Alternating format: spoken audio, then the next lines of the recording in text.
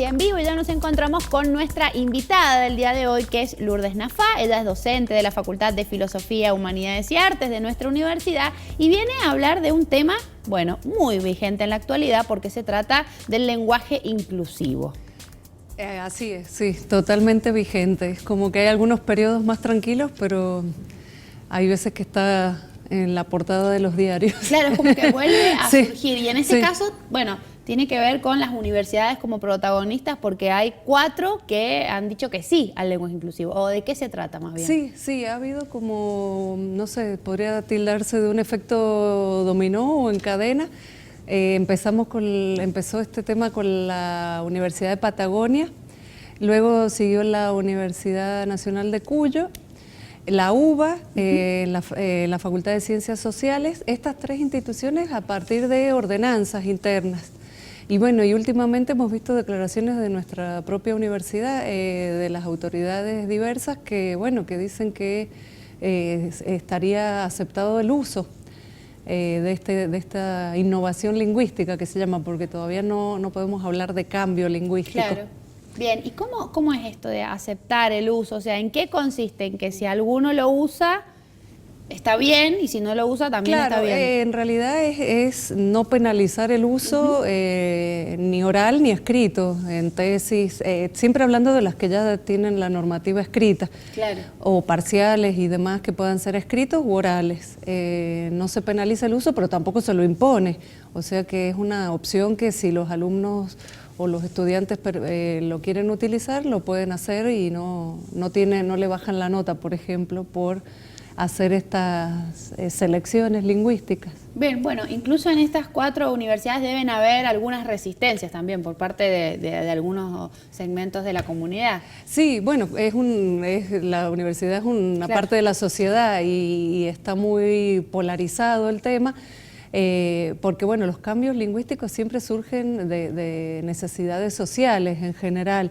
y los adoptan con más facilidad los jóvenes, claro, y suele haber más resistencia de las instituciones normativas como la RAE, por ejemplo, la Real Academia, o también de la gente mayor, que se resiste un poco más a los cambios, no solo lingüísticos. ¿Qué implica este cambio lingüístico, digamos? ¿Qué necesidad social cubre? Se supone que es una necesidad de visibilizar. En primer lugar, esto surgió en los años 70 en el movimiento feminista, como una necesidad de que, por ejemplo, los plurales no fueran masculinos, más allá de que se supone que en la lengua española la normativa dice que el masculino plural es genérico. Lo cierto es que el español desciende o es una evolución del latín, y en el latín había un género neutro.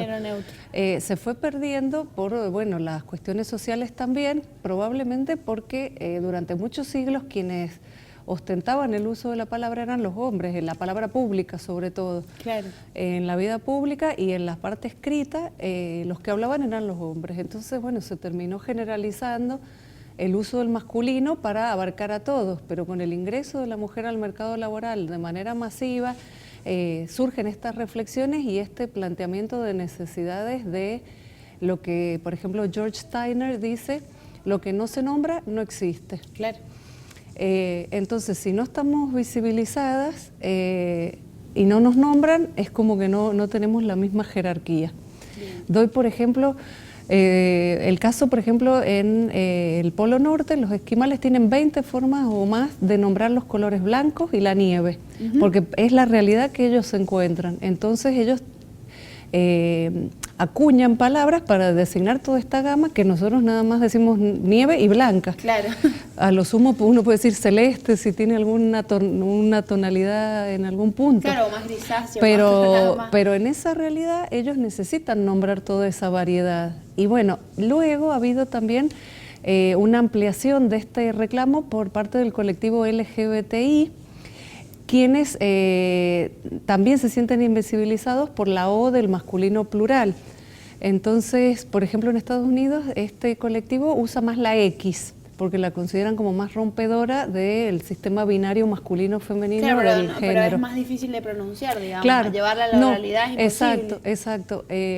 Como la arroba tampoco. Claro. Entonces, por eso ha surgido este tema de la E, como colectivo genérico que abarcaría masculino, femenino y LGBTI. ¿Sí? Claro, y la otra vez leía que decían, ay, ¿por qué la E? Entonces también hablemos con I, con U, y en realidad tiene que ver con esto del latín que decías vos también, que el neutro era con la E. Claro. Y hay algunas palabras como presidente, estudiante, que sí, tienen esa... En latín no soy especialista, creo que también era con U. Por ejemplo, templum es con U.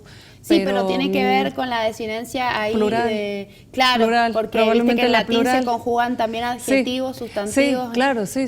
Entonces las desinencias por ahí... Sí, probablemente haya surgido de ahí, eso la verdad. Se lo agradezco a mi escuela que me enseñó latín. Muy bien, muy bien. Pero bueno, por eso, y la E, incluso, por ejemplo, en presidente o qué sé yo, lo mismo el plural es masculino. O sea, que la E, que podría significar un neutro. Bien. Sí, exacto, sí. Con ese hay una controversia porque dicen que porque hay tanto problema en decir presidenta, claro, porque la terminación ente es la persona que preside o si yo digo... Claro, sin género. Claro, pero es ente, no podríamos decir enta. Claro. Pero ¿por qué podemos decir sirvienta? Claro. Entonces, ¿estamos hablando de una cuestión lingüística o estamos hablando de prejuicios sociales? También, es todo, como que todo construye. Alrededor del lenguaje siempre está todo eso. Claro, sí, yo siempre digo el pez por la boca muere.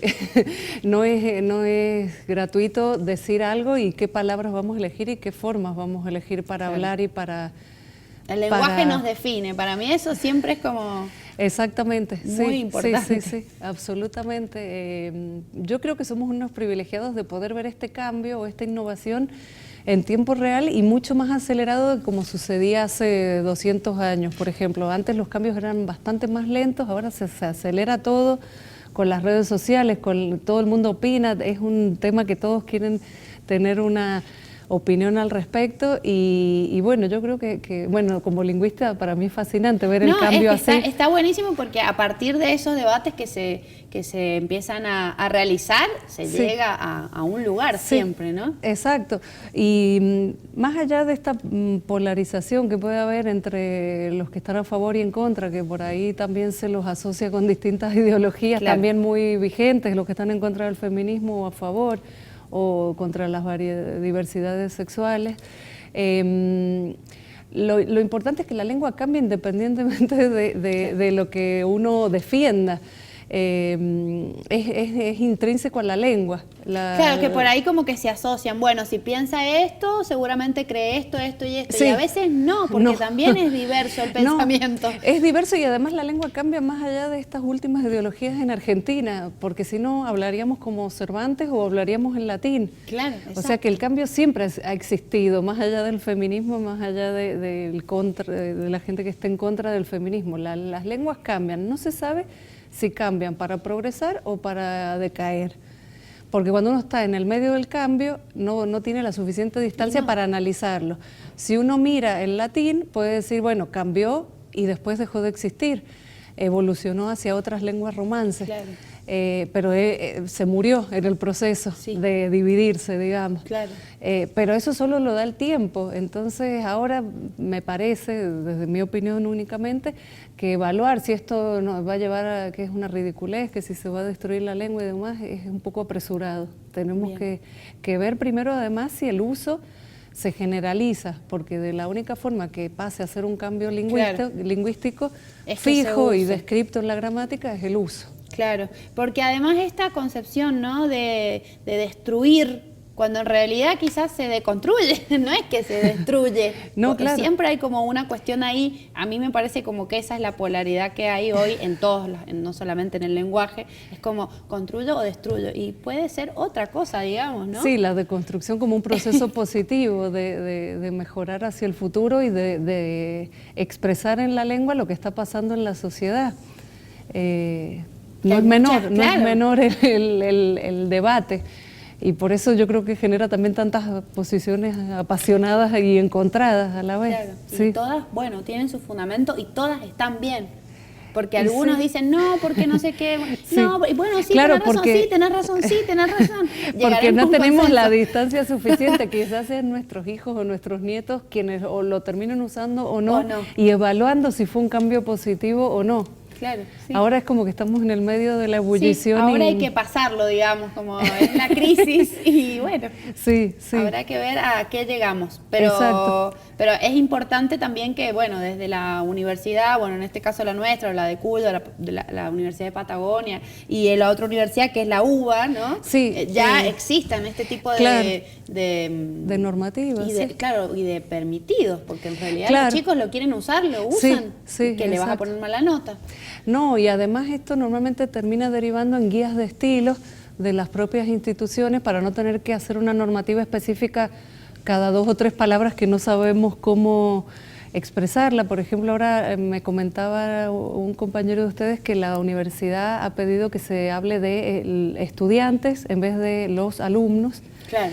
Entonces, bueno, hacen una ordenanza específicamente para eso, que quizás en algún momento todas esas ordenanzas se podrían volcar en una guía de estilo perfectible y siempre modificable, porque esto va cambiando, pero suele ser una herramienta útil para los que estamos en comunicación, de saber cómo expresarnos y cómo incluir a la mayor cantidad de gente cuando hablamos. Buenísimo. Bueno, gracias por venir porque en realidad, bueno, no definimos ni informamos ni nada, estamos dando como también un pantallazo de lo que actualmente está pasando con el lenguaje. Sí, como lingüistas es nuestro trabajo, es observar lo que está sucediendo, también ver este tema normativista, que es muy propio también de la cultura latina.